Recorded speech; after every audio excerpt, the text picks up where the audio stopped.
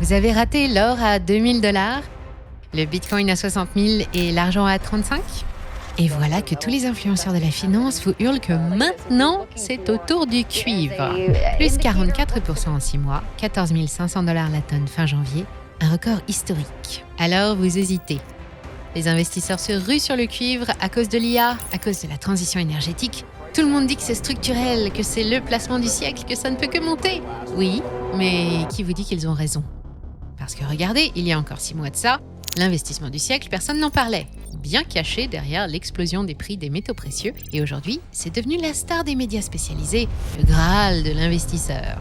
Mais entre les bruits de réseaux sociaux et la réalité des fondamentaux, il y a souvent un monde et de la nuance. Car oui, il se passe des trucs sérieux avec le cuivre. Mais non, ce n'est pas ce que vous imaginez. Et surtout, acheter du cuivre, ce n'est pas comme acheter de l'or ou de l'argent. Comprendre cette différence, c'est fondamental avant d'y placer le moindre euro. Alors je vous dis tout, les vraies raisons de la hausse des prix, comment le marché va évoluer, et en fin de vidéo, nous verrons si le cuivre a sa place dans votre portefeuille. Mais avant de commencer, je voudrais vous parler d'une opportunité exceptionnelle pour tous les entrepreneurs et chefs d'entreprise de l'audience. Une des grandes difficultés d'entreprendre en Europe par rapport aux États-Unis, c'est la difficulté de lever des fonds. Devoir monter un dossier de 1500 pages devant une banquière qui ne comprend pas ce que vous faites et qui vous demandera en garantie votre RP, un rein et même votre chihuahua. Outre-Atlantique, les entreprises américaines investissent chaque année près de 40% de plus en R&D et en capital que leurs homologues européennes, créant un fossé de croissance énorme qui plombe la compétitivité de notre continent. Mais Money Radar vous a dégoté la solution. Via notre partenaire Start Engine, la plateforme leader du crowdfunding d'actions aux États-Unis, vous pouvez enfin lever des fonds non pas auprès d'un seul banquier sceptique, mais directement auprès de milliers d'investisseurs particuliers qui croient en votre vision. C'est l'opportunité de transformer votre entreprise et de lever jusqu'à 5 millions de $ avec une flexibilité que le système traditionnel ne vous offrira jamais. Ne laissez plus le manque de capitaux freiner vos ambitions. Remplissez le formulaire en description avec les informations sur votre projet et votre entreprise et nous vous mettrons directement en contact avec Start Engine.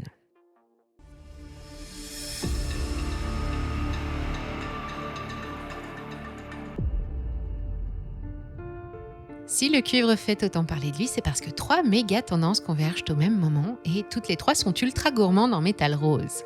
Ça commence avec l'intelligence artificielle. Les analystes de SP Global estiment que l'IA va absorber près d'1,5 million de tonnes de cuivre supplémentaires chaque année d'ici 2030. Le moindre projet de développement ou d'installation d'un data center IA moderne réclame entre 5 et 10 tonnes de cuivre et le marché se porte bien avec plus de 100 projets en cours. 1,5 million de tonnes, c'est l'équivalent de 70% de la production annuelle du Pérou, et ça, c'est juste pour l'IA. Le plus gros morceau, c'est la transition énergétique. Là, on change d'échelle, elle va demander entre 4,6 et 5 millions de tonnes de cuivre en plus. Une seule voiture électrique contient 4 fois plus de cuivre qu'une thermique, sans compter la borne de recharge. Bloomberg et l'Agence internationale de l'énergie prévoient tous les deux qu'il se vendra environ 35 millions de véhicules électriques en 2030. Ça fait presque 2 millions de tonnes de cuivre à fournir en plus chaque année. Côté électricité verte, une éolienne offshore de 12 MW, comme celle qu'on installe maintenant en mer du Nord, demande 15 tonnes de cuivre par unité. Les panneaux solaires, c'est 5 tonnes de cuivre par mégawatt installé. Et le réseau électrique, parlons-en. On estime qu'il faut doubler la longueur des réseaux électriques mondiaux d'ici 2040 pour gérer toutes ces nouvelles sources d'énergie intermittentes. Doubler, ça représente 80 millions de kilomètres de câbles supplémentaires, des câbles en cuivre. C'est 2000 fois le tour de la Terre. Enfin, la troisième méga tendance, on en parle moins, c'est la défense. Depuis 2022, et plus encore depuis le retour de Trump à la Maison-Blanche, les budgets militaires explosent. 500 milliards de dollars de dépenses communes pour l'OTAN, 900 pour les États-Unis et 1500 l'année prochaine, 100 milliards de dollars dans le Commonwealth. Les menaces s'échangent sans complexe et en plein jour, c'est la course à l'armement et tout système d'armement ou de défense moderne est bourré de cuivre. Un char d'assaut, c'est 1 tonne. Un avion de chasse F-35, 2 tonnes et jusqu'à 200 tonnes pour un navire de guerre. Les voilà nos 3 méga-tendances. L'intelligence artificielle, la transition énergétique et le réarmement massif de la planète. En tout, elles vont demander près de 8 millions de tonnes de cuivre en plus chaque année. Le problème est évidemment qu'en face, l'offre ne va pas pouvoir suivre. Ça fait plusieurs années que la production mondiale stagne autour de 25 millions de tonnes par an et qu'on en consomme 3 ou 4 millions de plus. En 2025, par exemple, les mines ont produit 22 millions de tonnes de cuivre et 27 millions ont été consommés. Même en doublant le taux de recyclage, ça ne suffira pas à combler tous les appétits qui se manifestent déjà. L'Amérique l'a déclaré métal critique en fin d'année dernière, et depuis, tout le monde veut du cuivre, mais tout le monde veut le sien et personne ne veut dépendre de l'autre. Et cette dynamique ne concerne pas que les États-Unis. L'Europe cherche aussi à sécuriser ses approvisionnements et l'Inde construit ses réserves stratégiques. Augmenter la production de cuivre est très complexe. Ouvrir une nouvelle mine aujourd'hui, ce n'est pas comme lancer une start-up dans un garage. D'abord, les minières ne trouvent plus de gros gisements faciles d'accès. Les nouveaux projets sont soit en haute altitude dans les Andes, soit au fond de l'océan, soit dans des zones politiquement instables. Les délais sont très longs. Entre la découverte d'un gisement et le moment où sort la première pépite de minerai, il se passe en moyenne 17 ans. Je prends l'exemple du projet Pebble en Alaska. Découverte en 1988, c'est l'une des plus grandes réserves de minerai de cuivre au monde et elle n'est toujours pas en production en 2026. Il serait pourtant temps parce que le pic du cuivre est prévu pour 2030 et qu'à côté, les gisements déjà exploités s'appauvrissent. Au Chili, qui produit à lui seul 25% du cuivre mondial, la teneur moyenne des minerais est passée de 1,1 à 0,6% en 20 ans. Concrètement, ça veut dire qu'il faut extraire et traiter 2 fois plus de roches, faire rouler 2 fois plus de camions, dépenser 2 fois plus d'énergie, utiliser 2 fois plus de main-d'œuvre et d'eau qu'il y a 20 ans pour obtenir la même quantité de cuivre.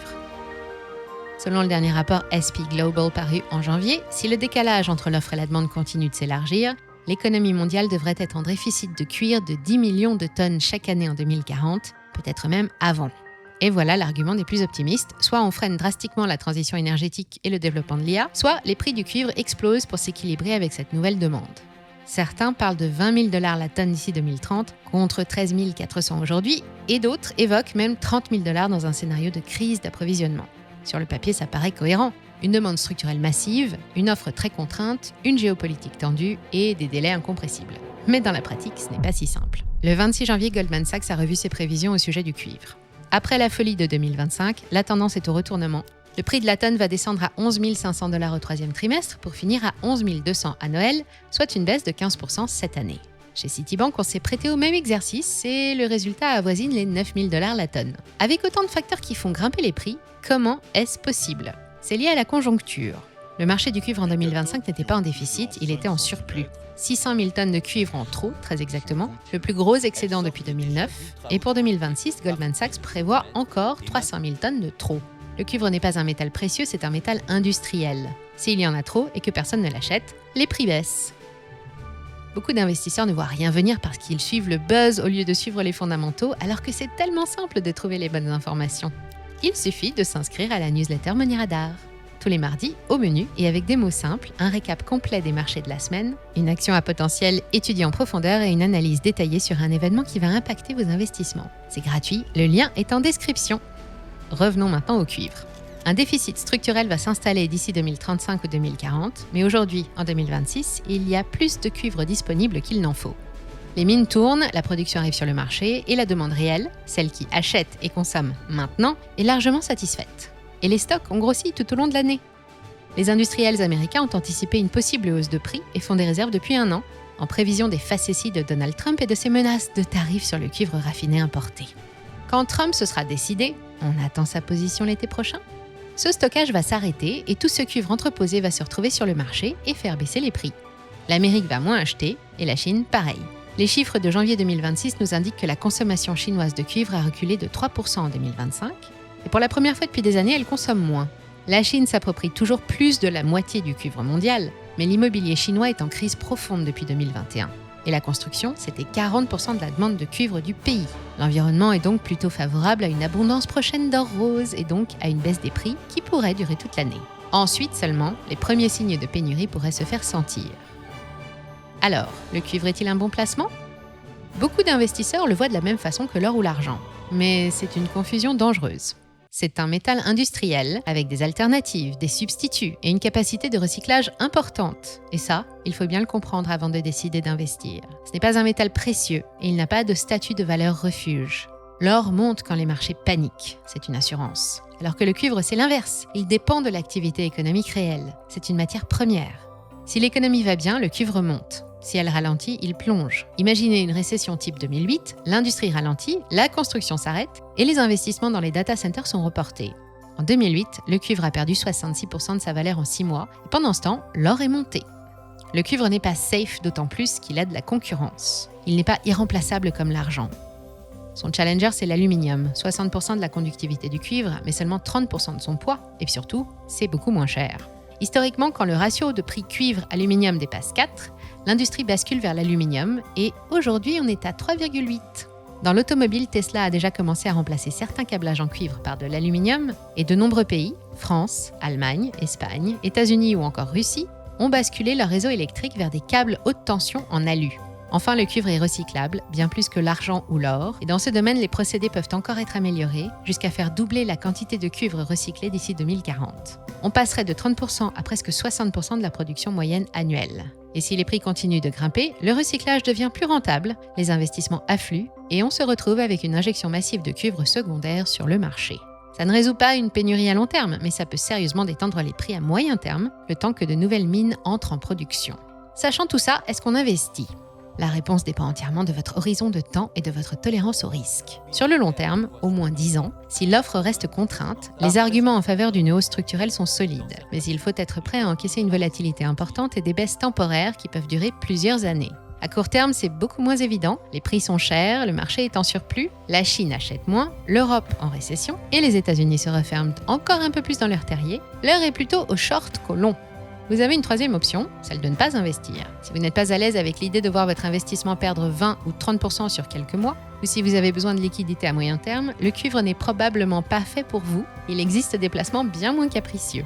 Si vous voulez quand même vous exposer, il existe des ETF spécialisés sur les minières, comme le Global X Copper Miners, ou directement sur le cuivre, comme le Wisdom Tree Copper ETF. La quatrième option, peut-être la plus sage si vous êtes vraiment tenté, c'est d'attendre.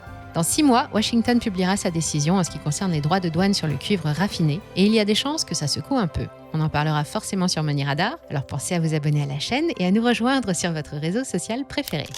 6 mois, ça vous laisse le temps aussi de réfléchir et de voir si les prédictions des banquiers de Wall Street se réalisent ou pas. Le cuivre, c'est un pari sur la technologie, la défense et la transition énergétique. Un pari à très long terme avec une forte volatilité. Si vous décidez d'investir, faites-le les yeux ouverts et utilisez le DCA. L'investissement régulier automatique, c'est le meilleur moyen de profiter de la baisse à venir. Et j'insiste, ne le faites pas parce que vous avez peur de rater le trade du siècle, mais parce que vous avez compris la situation, pesé les risques et que ça correspond à votre stratégie d'investissement. Maintenant, vous comprenez le cuivre et c'est à vous de décider. Mais avant de nous quitter, ne manquez pas l'opportunité de lever des millions de dollars et de vous donner les moyens de votre ambition en levant des fonds via Start Engine. Le lien est en description.